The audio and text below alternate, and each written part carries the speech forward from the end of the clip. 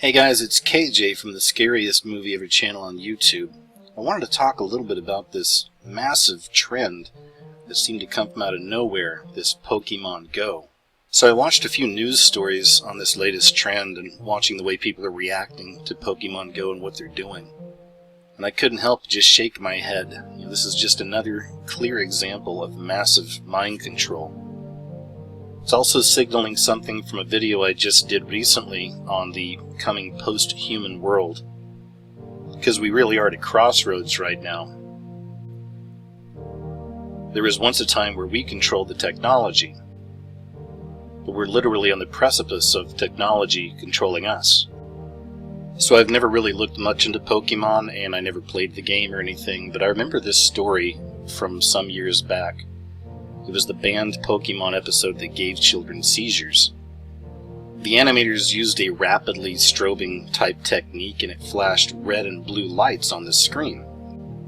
As soon as I saw the red and the blue involved here, it got me thinking of something else. Because this wouldn't be the first time that the colors red and blue were associated in one form or another with mind control. On the color wheel, red and blue aren't even connected together. They're actually opposed to one another. And colors do have a massive impact on our psyche. In a very basic sense, red excites and blue calms. Specifically going back to the article I was just showing you on the mind control they used in Pokemon, the red and the blue, the flashing images. So now you can imagine a child watching one of these animated shows where they take the red and the blue and they flicker them. It's a flicker rate. They start doing it really quick. These children's minds are still developing. They make them the perfect targets for these forms of mind control. A child will just sit there stunned, staring at the screen, while the red and the blue flicker, flicker, flicker. What's interesting to me about symbolism is that oftentimes there's multiple meanings to these symbols and these color codes. I've covered the red and the blue in the past in other videos, how often we see it. The color code of red and blue is really all around us, and I know you guys see it all the time as well. So in that respect, isn't it interesting just how much of this red and blue mind control that we see all around us, specifically in our entertainment, our media?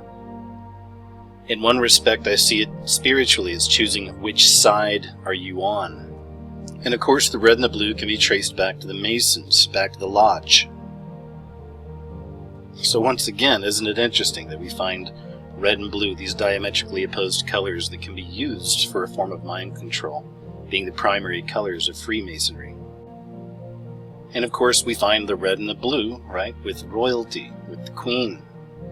And that's a pretty famous picture, at least in our community of investigators and looking into this kind of stuff, but that's the belt buckle right there on the lady in blue that's shaking hands with the Queen in red. In case you weren't sure of the occult connections there. And then of course, what do you get with the red and the blue, but you get the purple. And then of course in the occult studies, the purple goes back to Saturn. Saturn is Satan. One thing people rarely do is read the bottom line, read the print, read any of this stuff. And I'm mainly talking about privacy policies that come along with a lot of these apps and stuff like that. This right here is part of Pokemon Go's policy, and check this out. We cooperate with government and law enforcement officials or private parties to enforce and comply with the law. Check this. We may disclose any information about you or your authorized child that is in our possession or control to government or law enforcement officials or private parties as we, in our sole discretion, believe necessary or appropriate. A, to respond to claims, legal process, subpoenas, to protect our property rights and safety, etc. Safety of a third party or the public in general, and to identify and stop any activity that we consider illegal, unethical, or legally actionable activity. Reading that and considering what you're giving to Pokemon Go, you're literally giving them access to your immediate location and your camera. You're also giving them full access to your Google account, assuming that's what you've used to sign in. But legally, they've got you, because they put it right here in print. It reminds me of some of YouTube's newer policies. We're seeing so many more videos over the last year or so getting removed from YouTube because they don't fall within community guidelines.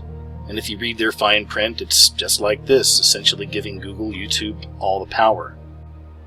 and they get to decide at their discretion, the company's discretion. And there are connections to the CIA when you start looking into this. For instance, Pokemon Go was actually created by a company called Niantic, and this is one of their symbols. Of course, we see the rings around Saturn symbolically. And Niantic Labs was formed by John Hanke. So John Hanke had founded a company called Keyhole, and Keyhole was acquired by Google back in 2004. Now, Keyhole received funding from a firm called In-Q-Tel. It's a government-controlled venture capital firm that invests in companies that will help beef up Big Brother's tool belt. And what's more, the funds In-Q-Tel gave Keyhole mostly came from the National Geospatial Intelligence Agency, whose primary mission is, quote, collecting, analyzing, and distributing geospatial intelligence. Now here's an excerpt from an in-house publication from the National Geospatial Intelligence Agency. Data is king. All hail big data. At first glance, a big data solution may appear to be a silver bullet for an organization's needs. Certainly, many sectors have urgent requirements that can be addressed with big data. Companies obtain customer information through avenues such as social media, mobile apps, and customer relationship management software. Government agencies, such as the NGIA, increasingly use big data analysis to derive meaning from the exponentially growing volume of data related to their missions.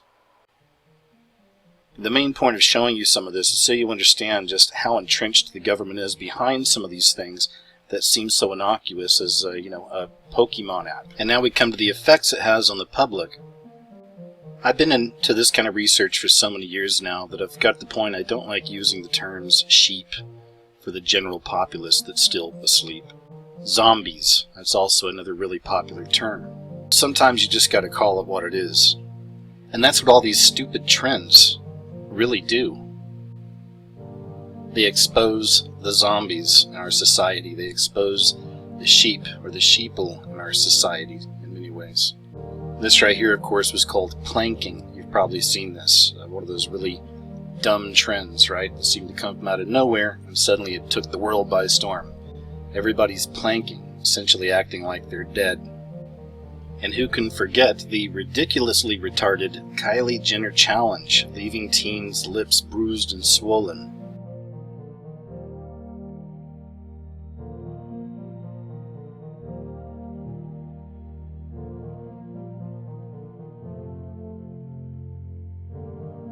Of course, there was the dangerously dumb cinnamon challenge.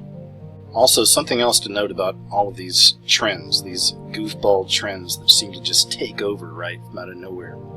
But something else to acknowledge about these is people do get hurt. So in all of these cases, there are people actually getting hurt doing these dumb challenges or following these so-called trends. And it's the same thing with Pokemon Go.